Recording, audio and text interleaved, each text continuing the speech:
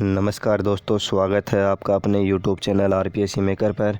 दोस्तों, पिछले वीडियो में हमने गति का चैप्टर कंप्लीट कर लिया था और जो क्वेश्चन आपको दिए थे कमेंट बॉक्स में लिखने उनके आंसर आज वो क्वेश्चन देख लेते हैं। 2-4 क्वेश्चन है। ठीक दोस्तों, आप मिलान कर लेना कि आपके कितने सही हुए हैं। क्वेश्चन नंबर फर्स्ट है, वर्ताकार गति का उदाहरण है, तो इसका राइट आंसर हो जाएगा कौन सा दोस्तों? वर्ताकार गति कौन सी होती है? कोल्लू के बैल की गति। क्वेश्चन है सेकंड, निम्नलिखित गतियों में से कौन सी गति निश्चित समय अंतराल पश्चात दोहराई नहीं जाती है? नहीं दोहराई जाती है, वो कौन सी होती है दोस्तों? वो होती है, देखो, हृदय की धड़कन दोहराई जाती है, पृथ्वी का अपने अक्ष पर यह भी घूमती रहती है, दोहराई जाती है, घड़ी की पेंडुलम ये भी दोहराई जाती है। तो ऑप्शन हो जाएगा ऑप्शन आ, पेड़ से फल का टूटना। अस्थायी मात्रक प्रणाली में दूरी का मात्रक होगा, कौन सा होगा? मीटर। कौन सा होगा? मीटर। कंपन गति का उदाहरण है, तो कंपन गति का उदाहरण इसमें से कौन सा होगा? वीणा के तार की गति। ठीक है दोस्तों। तो दोस्तों, आज हम स्टार्ट करने वाले हैं चैप्टर नंबर 11 और आज का जो हमारा चैप्टर नंबर 11 है उसका नाम है सरल मशीन। ठीक है, सरल मशीन। तो देखो, स्टार्ट करते हैं आज का वीडियो। तो दोस्तों, वीडियो स्टार्ट करने से पहले आपसे रिक्वेस्ट है, यदि आप हमारे चैनल को फर्स्ट बार विजिट कर रहे हो तो चैनल को सब्सक्राइब करें, लाइक करें, शेयर करें। ठीक है दोस्तों, तो स्टार्ट करते हैं आज का अपना वीडियो। चैप्टर नंबर 11, कक्षा 6। ठीक है दोस्तों, सरल व जटिल मशीन, इनके अध्ययन बिंदु है सरल व जटिल मशीन। सरल मशीनों के प्रकार: नत समतल, पहिया व धुरी, उत्तोलक, गिरनी, पन्नी या पच्चर, फिर है पेच। तो दोस्तों, हमारा पहला टॉपिक है सरल व जटिल मशीन। देखो दोस्तों, हम दैनिक जीवन में खेती, मकान निर्माण, आवागमन, सिलाई, कढ़ाई, सुथारी, लोहारी, भोजन निर्माण आदि विविध क्रियाकलापों को करते हैं अथवा अन्य व्यक्तियों को इन्हें करते हुए देखते हैं। इन क्रियाकलापों को करने के लिए कुछ साधनों या वस्तुओं का उपयोग करते हैं। ठीक है, आगे दी गई सारणी 11.1 में दिए गए कार्यों को सरलता से करने के लिए प्रयुक्त साधनों के नाम लिखिए। ठीक दोस्तों, जैसे भारी चट्टान को उठाना है, सब्बल वगैरह है। ठीक है, जो विद्यालय से घर से विद्यालय तक जाने के लिए साइकिल है, मोटरसाइकिल है, जो भी है साधन चाहिए। कपड़े सिलने के लिए कौन सी साधन चाहिए? मशीन है, सुई है। ठीक दोस्तों, गर्म वस्तु को पकड़ने के लिए लोहे की बनी होती है वस्तु में वो पकड़ वगैरह होती है। तो घर में मोटरसाइकिल चलाने के लिए क्या काम करते हैं हम? वो यूज़ लेते हैं, लकड़ी का फट्टा लगा देते हैं, लोहे की सीढ़ी हो जाती है। बहुमंजिला भवन निर्माण में सामग्री पहुंचाने के लिए लिफ्ट का प्रयोग किया जाता है। तो दोस्तों, ये क्या है? प्रयुक्त साधन होते हैं। फिर है, उपयुक्त सारणी से स्पष्ट है कि किसी कार्य को सरलता से करने हेतु हमें कुछ साधनों या वस्तुओं की आवश्यकता होती है। इन साधनों को क्या कहते हैं? फिर है, देखो दोस्तों, इसकी डेफिनेशन दी गई है मशीन की। वे साधन जिनकी सहायता से कार्य को शीघ्रता व सुविधा व सरलतापूर्वक किया जा सके, उन्हें मशीन कहते हैं। ठीक दोस्तों, कार्य को शीघ्रता, सरलता व सुविधा से किया जाता है, उसे क्या कहते हैं? मशीन कहते हैं। मशीन कहते हैं। ठीक है दोस्तों, फिर आती है, देखो, सरल व जटिल मशीन। आपकी जो मशीन होती है वो होती है 2 प्रकार की, सरल व जटिल मशीन। और ये होते हैं कार्य के आधार पर इन मशीनों को 2 वर्गों, सरल मशीन व जटिल मशीनों में विभाजित किया जा सकता है। कौन कौन सी होती है? सरल मशीन कौन सी होती है? उन सभी उपकरणों को जिन्हें चलाने हेतु केवल पेशीय बल का उपयोग किया जाता है। केवल पेशीय बल, ये दोस्तों ध्यान में रखना आपको, केवल पेशीय बल का उपयोग। पेशी कौन सी होती है? जो हमारी मांसपेशी होती है, जो मांसपेशियाँ होती है, केवल उनका उपयोग होता है, तो वो होती है सरल मशीन। जैसे उदाहरण देखो इनके कौन से होते हैं? नत समतल, पहिया व धुरी, उत्तोलक, गिरनी, पच्चर और पेज। जैसे पेज होता है स्क्रू, उसको कसने के लिए किसकी आवश्यकता होती है? हमारी मांसपेशियाँ होती है, उसका काम लिया जाता है। ठीक है दोस्तों। और गिरनी है, पानी निकालते हैं, उसके लिए भी हमारे बल है, जो मांसपेशियाँ होती है वो काम आती है। तो ठीक है दोस्तों, तो जिनमें केवल मांसपेशियाँ काम आती है उन्हें क्या कहते हैं? सरल मशीन। ठीक है दोस्तों। फिर है, इन मशीनों को चलाने के लिए किसी अतिरिक्त ऊर्जा स्रोत की आवश्यकता नहीं होती है। फिर आगे आता है आपका जटिल मशीन। वह मशीन जिसको चलाने के लिए सरल मशीन के साथ साथ विद्युत मोटर, चेन, गियर आदि का उपयोग किया जाता है, जटिल मशीन कहलाती है। जैसे मोटरसाइकिल, मोटरसाइकिल, सिलाई मशीन, कुट्टी काटने की मशीन, बड़े बड़े कल कारखाने आदि। यहाँ पर हम केवल सरल मशीनों का अध्ययन करेंगे, जटिल मशीनों का अध्ययन आप उच्च कक्षाओं में करेंगे। फिर देखो, ये इस चैप्टर में हम केवल सरल मशीनों के बारे में पढ़ने वाले हैं। देखो, नत समतल क्या होता है? ठीक है दोस्तों, पहले पढ़ेंगे नत समतल। प्रायः है हम देखते हैं कि भारी ड्रमों को गाड़ी में चढ़ाने तथा सड़क से मोटरसाइकिल को ऊंचाई पर बने मकानों में चढ़ाने के कार्य को सुगम बनाने के लिए झुके हुए तल का उपयोग किया जाता है। इसे नत समतल कहते हैं। जैसे ये देखो, ये जो लकड़ी का फट्टा होता है इसे क्या कहा जाता है? नत समतल। ठीक है। ये पहाड़ का जो ढलान वाला मार्ग होता है, ये भी एक क्या है? नत समतल का उदाहरण है।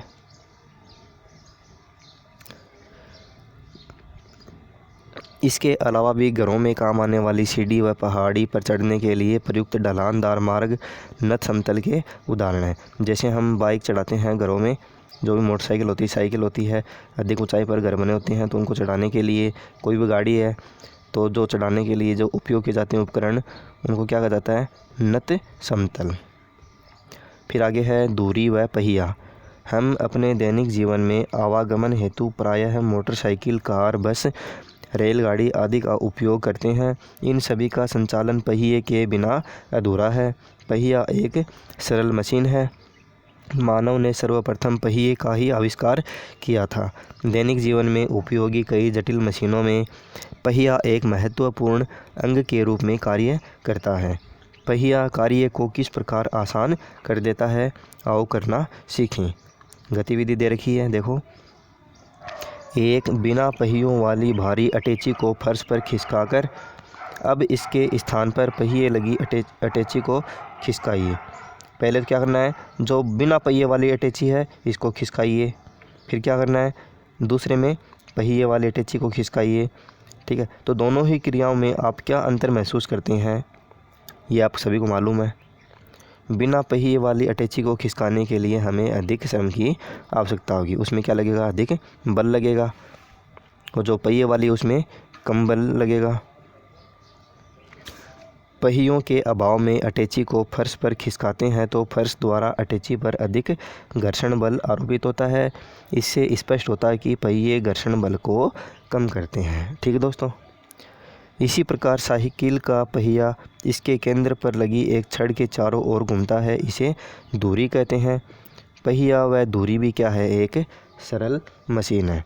ठीक दोस्तों। जो चेन होती है, चेन जिस पे चढ़ी होती है उसको क्या कहते हैं? धुरी। ठीक दोस्तों, उसे धुरी कहते हैं। वो भी एक धुरी का काम करता है। और जो पहिया होता है, पहिए का जो सेंटर वाला हिस्सा होता है, सिरा होता है, वो भी क्या होता है? धुरी का कार्य करता है। ठीक दोस्तों। वो भी होती क्या है? वो भी क्या होती है? सरल मशीन होती है। फिर आगे आते हैं आपके उत्तोलक। ठीक दोस्तों, उत्तोलक यहाँ से क्वेश्चन बन सकता है, इम्पोर्टेंट है। देखो, उत्तोलक थोड़ा ध्यान से देख लेना। प्राचीन काल से प्रयोग में की जाने वाली मशीनों में सबसे सरलतम मशीन उत्तोलक है। चित्र 11.3 में एक व्यक्ति सब्बल क्या होता है? लोहे की एक लंबी व भारी छड़ होती है की सहायता से भार ऊंचा करने का प्रयास कर रहा है। सब्बल एक प्रकार का उत्तोलक है। व्यक्ति बड़े पत्थर को ऊंचा करने का प्रयास करने के लिए सब्बल के एक सिरे ई पर नीचे की ओर बल लगा रहा है। इस प्रयास या बल को आयास कहते हैं। क्या कहते हैं? आयास या इफर्ट। तथा सिरे ई को आयास बिंदु कहते हैं। ठीक दोस्तों, ये जो नीचे है एग्जाम्पल, इसका जो डायग्राम दे रखा है उसमें समझेंगे हम।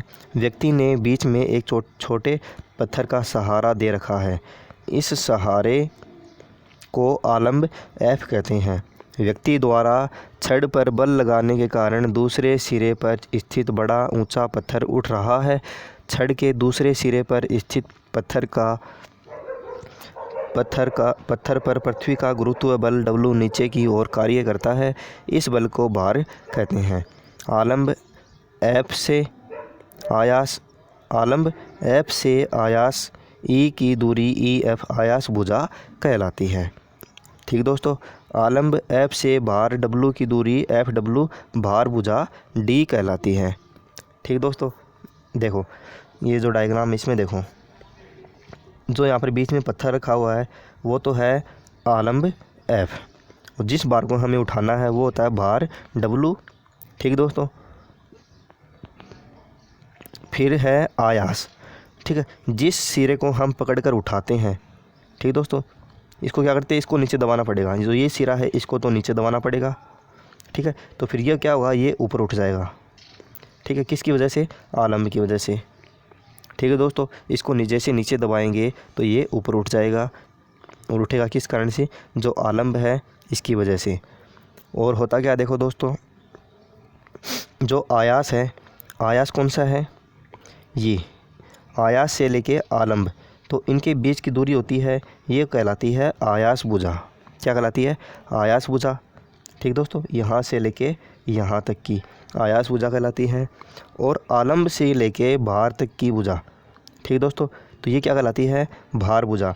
तो भार भुजा कौन सी होगी, ये यहाँ से लेके जो बच गई ना, यहाँ से लेके यहाँ तक की, ये भुजा कौन सी हो जाएगी, भार भुजा, इतनी इतनी, और ये होगी आयास भुजा। तो देखो दोस्तों, आपको ये चीज़ें याद होनी चाहिए। ये तो आयास है, ये तो आयास, ये आलम्ब, ये भार, भार, आलम्ब और आयास। ठीक दोस्तों, जैसे ये अन्य एग्जाम्पल दे रखे हैं, तो इसमें देखो, इसमें से आलम्ब कौन सा हो जाएगा, आलम्ब हो जाएगा बीच वाला, ये हो जाएगी भार। ठीक है, और ये क्या हो जाएगा, आयास।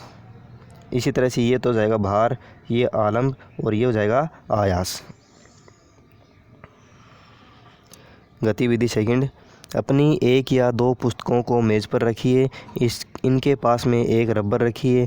अब एक स्केल को चित्र 11.4 के अनुसार पुस्तक को उठाने का प्रयास कीजिए। रबर को पुस्तक से थोड़ा दूर खिसकाते जाइए तथा यही क्रिया दोहराकर परिवर्तन का अनुभव कीजिए। आप पाएंगे कि रबर पुस्तिका से अधिक दूर होगा तो पुस्तक को उठाने के लिए आपको अधिक बल लगाना पड़ेगा। गतिविधि नंबर 3, एक कार्टून या बक्से में भार रखकर उसके ठीक निकट 1 या 2 ईंट रख दीजिए। अब बांस की एक लंबी व मजबूत लकड़ी को चित्र 11.4 के अनुसार कार्टून के नीचे लगाकर उसके भार को उठाने का प्रयास कीजिए। इस स्थिति में कार्टून और ईंट के बीच की दूरी भार भुजा कम है, जबकि आपके हाथ और ईंट के बीच की दूरी आयास भुजा अधिक है। तब आप आसानी से भार को उठा पाएंगे। अब ईंट को कार्टून से थोड़ा दूर खिसकाएं तथा यही क्रिया दोहराकर परिवर्तन का अनुभव कीजिए। आप पाएंगे कि ईंट आपके पास अधिक होगी तो कार्टून को उठाने के लिए आपको अधिक बल लगाना पड़ेगा।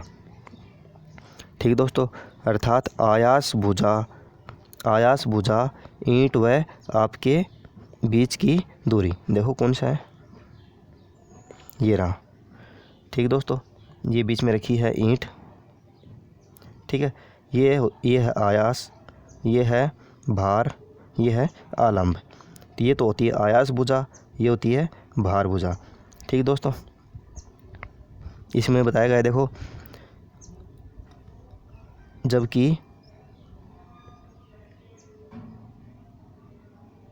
जबकि आयास भुजा ईंट व आपके बीच की दूरी कम होने पर अधिक आयास यानी बल लगाने की आवश्यकता होगी। ठीक दोस्तों, अगर ये दूरी क्या होगी, कम होगी, कौन सी दूरी, देखो ये ईंट लगी है यहाँ पर, ये यहाँ पर क्या है, ये को पत्थर है, इसको उठाना है आपको। ये तो हो गया भार W, ये हो गया आलम्ब F, ये हो गया आयास E। ठीक है दोस्तों, तो देखो अगर ये दूरी कम होगी ठीक है, ये दूरी कम होगी तो क्या होगा, कम होगी तो अधिक बल लगाने की आवश्यकता होगी। ठीक दोस्तों, जबकि दूसरे शब्दों में भार भुजा ईंट व भार की दूरी कम होने पर कम आयास बल की आवश्यकता होगी। ठीक है दोस्तों, अगर ये कम होगी तो हमें बल लगाना ज़्यादा पड़ेगा। ठीक है, ये कम हो गई और ये क्या हो गई, ज़्यादा हो गई। तब तो क्या होगा, देखो आयास, ये तो होती है आयास भुजा, ये होती है भार भुजा। अगर आयास भुजा कम होगी तो अधिक बल लगाना पड़ेगा, अगर भार भुजा कम होगी तो हमें कम बल लगाना पड़ेगा। ठीक दोस्तों, जो यहाँ से एक फॉर्मूला निकल के आएगा आपके सामने, वो इम्पोर्टेंट है। देखो, जबकि भार भुजा ईंट व भार की दूरी अधिक होने पर उतना ही कार्य करने के लिए अधिक आयास बल लगाना पड़ता है। देखो, वस्तुतः संतुलन की प्रत्येक अवस्था में भार तथा भार भुजा का गुणनफल आयास तथा आयास भुजा के गुणनफल के समान होता है। यही क्या होता है, उत्तोलक का सिद्धांत होता है। ठीक है, उत्तोलक का सिद्धांत क्या है, यहाँ से क्वेश्चन पूछा जा सकता है सीधा। ठीक है दोस्तों, भार गुणा भार भुजा, आयास गुणा आयास भुजा। ठीक दोस्तों, तो ये बराबर कब होंगे, देखो। ठीक है, ये तो है, देखो इसको थोड़ा समझ लो। ये देखो 3 हिस्से हो गए, ये तो हो गया आयास ई, ये हो गया एफ आलम्ब, ये हो गया भार डब्लू। तो भार गुणा भार भुजा, तो ये तो हो गया भार। ठीक है, और भार भुजा कौन सी हो गई, भार भुजा हो गई ये, भार भुजा कौन सी हो गई ये। तो भार गुणा भार भुजा ये हो गया, बराबर कब होगा, ये आयास गुणा आयास भुजा, आयास भुजा कौन सी होगी ये। यानी आलम्ब अगर बीच में होगा, ठीक है, आलम्ब अगर बीच में हो जाएगा तो क्या होगा, भार गुणा भार भुजा आयास गुणा आयास भुजा बराबर हो जाएंगे। ठीक है दोस्तों, तो हमें इस कंडीशन में जितना हमारे पास जितना वो भार है, जैसे हमें 10 किलो है, 10 किलो पत्थर है, उसको इस तरह से उठाना है तो हमें उतना ही बल लगाना पड़ेगा जितना वो भारी है। ठीक दोस्तों, उसी अनुपात में हमें वो बल लगाना पड़ेगा। तो ये सूत्र भार गुणा भार भुजा आयास गुणा आयास भुजा, इसको थोड़ा सा ध्यान में रखना। पुनः चित्र 11.3 को देखिए। सबल एक लंबी छड़ होती है, अतः आयास भुजा की लंबाई अधिक होने से निश्चित भार डब्लू को उठाने के लिए व्यक्ति को कम आयास की आवश्यकता होती है। इसी कारण सबल की सहायता से भारी वस्तुओं को उठाना या खिसकाना आसान होता है, अर्थात उत्तोलक की सहायता से एक बिंदु पर कम बल लगाकर किसी दूसरे बिंदु पर अधिक बल प्राप्त किया जा सकता है। कैंची, स्रोता, केरी कट्टा, चिमटा, हेडपंप का हत्था, एक पहिया ठेला, हाथ से भार थामना, तुला आदि उत्तोलक के उदाहरण हैं। क्या ये सभी एक ही प्रकार के उत्तोलक हैं? आओ पता करें। ठीक दोस्तों, हमने उत्तोलक पढ़ लिया, लेकिन क्या उत्तोलक एक ही प्रकार के होते हैं? नहीं, उत्तोलक होते हैं 3 प्रकार के, वो भी पढ़ने वाले हम। आयास ई, भार डब्लू, आलम्ब एफ की स्थितियों के आधार पर उत्तोलक 3 प्रकार के होते हैं। कौन कौन से होते हैं? देखो, पहले ये एग्जाम्पल दे रखे हैं प्रथम प्रकार के उत्तोलक के। किसके? प्रथम प्रकार के उत्तोलक कौन से होते हैं? हेडपंप हो गया, कैंची हो गया, और ये तराजू तुला हो गया। ये कौन से होते हैं? प्रथम प्रकार के उत्तोलक। देखो डेफिनेशन क्या है इसकी। प्रथम प्रकार के उत्तोलक कौन से होते हैं? कैंची, सबल कैंची, संडासी, तुला, हेडपंप आदि का अवलोकन कीजिए। इनमें आलम्ब एफ कहाँ स्थित होता है? ऐसे उत्तोलक जिनमें आलम्ब एफ की स्थिति भार तथा आयास ई के बीच में किसी स्थान पर होती है तो उन्हें प्रथम प्रकार के उत्तोलक कहते हैं। ठीक दोस्तों, ध्यान से समझना, प्रथम प्रकार के उत्तोलक कौन से होते हैं, द्वितीय प्रकार के उत्तोलक कौन से होते हैं, और तीसरे प्रकार के उत्तोलक कौन से होते हैं। तो देखो, यह भी कीजिए। चित्र 11.6 के अनुसार साइकिल के पहिए की तानी का टुकड़ा लेकर उसके मध्य में एक स्केल को बांध लीजिए। स्केल के दोनों सिरों पर प्लास्टिक के 2 चम्मच बांध दीजिए। अब प्लास्टिक के दो छोटे पुराने जार लेकर उसको आधा रेत से भर दीजिए ताकि ये पर्याप्त भारी हो जाए। इन जार को थोड़ी दूर पर रखकर तानी के दोनों सिरों को जारों में चित्र 11.6 के अनुसार इस प्रकार फंसा दीजिए कि स्वतंत्र रूप से घूम सकें। इस तरह से देखो, ठीक है दोस्तों। ये जो जार होते हैं इनके मध्य इनको फंसा दिया गया है और यहाँ पर क्या बांध दिया गया है, ये प्लास्टिक का चम्मच। ठीक है दोस्तों। फिर है इस प्रकार यह आपका खिलौना सी-सॉ तैयार हो जाएगा। क्या हो जाएगा? सी-सॉ तैयार हो जाएगा। इसके दोनों चम्मचों पर भार रखकर इस उत्तोलक का प्रदर्शन कीजिए। क्या यह प्रथम प्रकार का उत्तोलक है? भार और भार भुजा की लंबाई का मान बदलकर परिवर्तनों के अनुभव की व्याख्या कीजिए। ठीक है दोस्तों। देखो, इसमें जो आलम्ब है वो है बीच में। ठीक है दोस्तों, आलम्ब है बीच में, तो जिसमें आलम्ब बीच में होगा तो वो कौन सा हो जाएगा? प्रथम प्रकार का उत्तोलक। बस दोस्तों, इसकी यही शर्त है कि प्रथम प्रकार का उत्तोलक, जो उत्तोलक है ना ये दोस्तों, देखो इनको याद करने का तरीका सबसे आसान यही है कि उत्तोलक जो है इनका जो बीच वाला सेंटर वाला हिस्सा वो याद रख लो आप केवल। प्रथम प्रकार के उत्तोलक में बीच वाला कौन सा होगा? आलम्ब। ठीक है दोस्तों। अब पढ़ते हैं सेकंड प्रकार का उत्तोलक, द्वितीय प्रकार के उत्तोलक। सरोता, कैरी कट्टा, फ्रूट कटर एवं एक पहिया ठेला गाड़ी का अवलोकन कीजिए। इसमें आलम्ब एफ तथा आयास के बीच में भार होता है।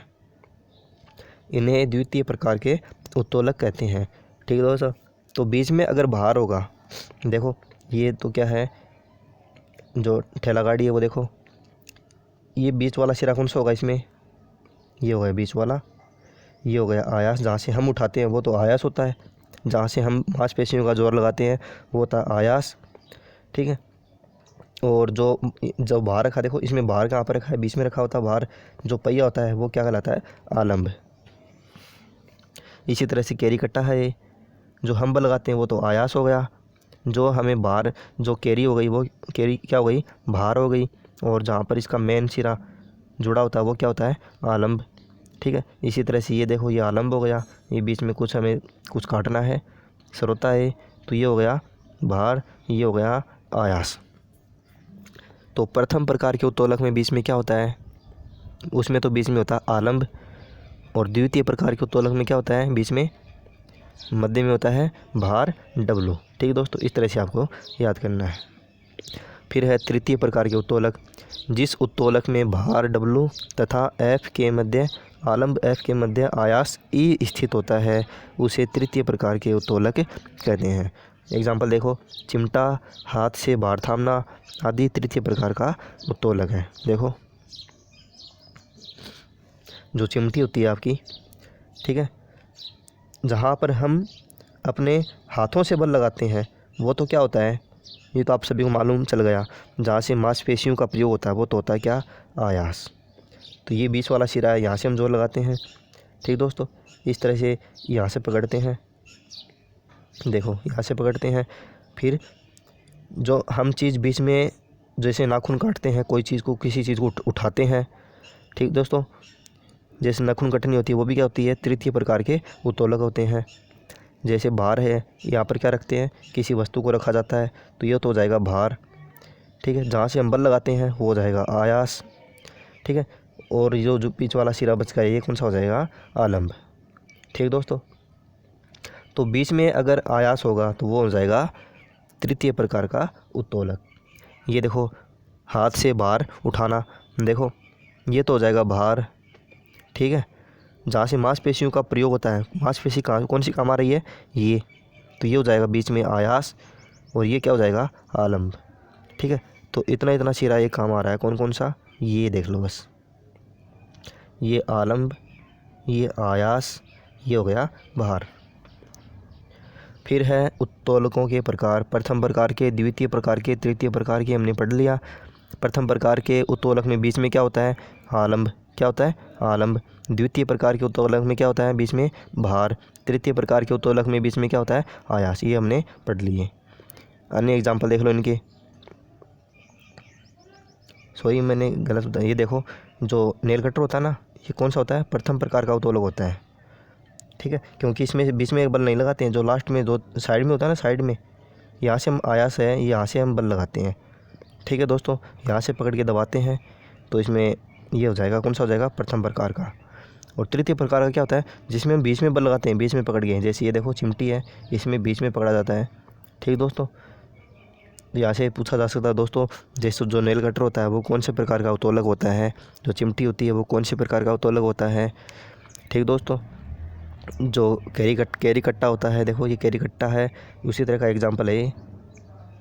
तो ये होते हैं कौन से, द्वितीय प्रकार के उत्तोलक। फिर आती है आपकी गिरनी। गिरनी एक छोटा सा पहिया होता है, ये प्रायः डलवा लोहे की बनी होती है, जिनके बीच का भाग गिरनी के छिद्र से बाजुओं द्वारा जुड़ा होता है। इनकी संख्या 4 या 6 होती है।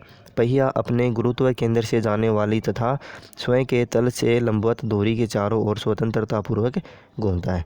ये आपने सभी ने देखा होगा दोस्तों, गिरनी होती है कुएं से पानी खींचने वाली। ठीक है, ये तो गिरनी है, ये बिना गिरनी के बाल्टी खींच रहा है, ये गिरनी की सहायता से खींच रहा है। तो जो अधिक बल किस में लगेगा, इसमें लगेगा दोस्तों। ठीक है, गिरनी की सहायता से इसमें क्या लगेगा, कम बल लगेगा। आपने देखा होगा कि जल से बाल्टी को बिना गिरनी के कुएं से बाहर खींचने में कठिनाई होती है तथा थकान भी शीघ्र हो जाती है, क्योंकि इस समय व्यक्ति द्वारा लगाए गए बल की दिशा गुरुत्वाकर्षण बल के विपरीत होती है। किंतु गिरनी की सहायता से जल से बाल्टी को कुएं से बाहर खींचना आसान होता है। गिरनी के प्रयोग से वस्तु को ऊपर खींचना आसान क्यों होता है? वस्तु को सीधा ऊपर खींचने के लिए हमें गुरुत्वाकर्षण के विपरीत ऊपर की ओर हमें बल लगाना पड़ता है, लेकिन गिरनी के प्रयोग से बल की दिशा बदल जाती है, जिससे रस्सी को ऊपर खींचने की अपेक्षा नीचे की ओर खींचना आसान हो जाता है। गिरनी का प्रयोग बड़े बड़े कारखानों, क्रेनों, मकानों में भारी वस्तुओं को ऊपर चढ़ाने में, मंच से पर्दा हटाने आदि में किया जाता है। ठीक दोस्तों, ये होता है गिरनी। फिर है पच्चर या वेज।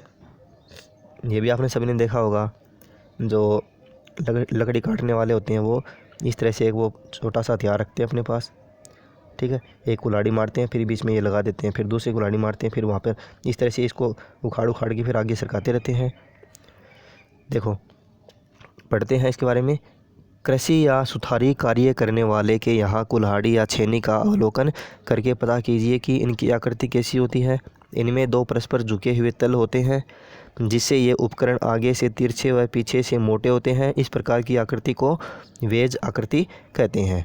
छेनी व कुल्हाड़ी की वेज आकृति के कारण ही ये आसानी से लकड़ी में घुस जाती है। कार्य को सरलता से संपन्न करने के कारण ही वेज एक क्या है, सरल मशीन है। ठीक दोस्तों, फिर है पेच। वह सरल उपकरण जो 2 भागों को परस्पर जोड़ने के काम आता है या कसने के काम आता है, उसे पेच कहते हैं। एक पेच लेकर उसका ध्यानपूर्वक अवलोकन कीजिए। इसका निर्माण धातु की बेलनाकार छड़ पर वर्तुलाकार चूड़ियाँ काटकर किया जाता है। इसका एक शीर्ष होता है जिसके द्वारा इसको घुमाया या कसा जा सकता है। पेच को कसने के लिए इसको घड़ी की सुइयों के घूमने की दिशा में घुमाया जाता है, जबकि इसे खोलने के लिए घड़ी की सुइयों के घूमने के विपरीत दिशा में घुमाया जाता है। ठीक दोस्तों, इसके बारे में आप सभी जानते हो। ये तो होती इसकी नोक, ये होती चूड़ियाँ, ये होता है इसका शीर्ष।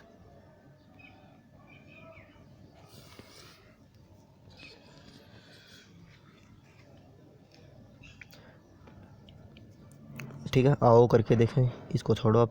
फिर देखो आपने क्या सीखा, ये इम्पोर्टेंट है। मशीन वह साधन है जिससे कार्य सरलता व शीघ्रता से किया जा सकता है। मशीनें 2 प्रकार की होती है, सरल व जटिल मशीनें। सबल उत्तोलक के रूप में कार्य करती है। सबल क्या होता है, एक प्रकार का उत्तोलक होता है।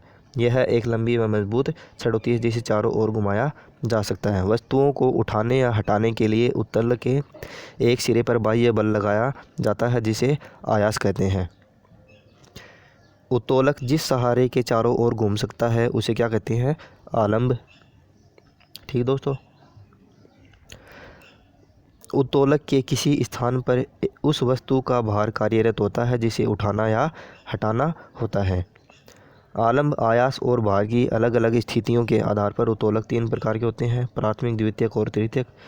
गिरनी, नट, समतल पहिया व धुरी वेज आदि सरल मशीनों के उदाहरण हैं।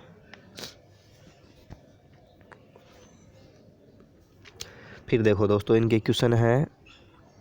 इनके क्वेश्चन आपको कमेंट बॉक्स में, जो आंसर है इनके कमेंट बॉक्स में देना है, और जो इनके आंसर है मैं आपको नेक्स्ट वीडियो में बताऊंगा। देखो क्वेश्चन है फर्स्ट, चिमटे में आयास, आलंब व भार का क्रम होता है। ठीक दोस्तों, इनके आप आंसर बताना है इसका। मशीन की सहायता से कार्य करने में, जो इसका राइट आंसर होगा आपको कमेंट बॉक्स में बताना है।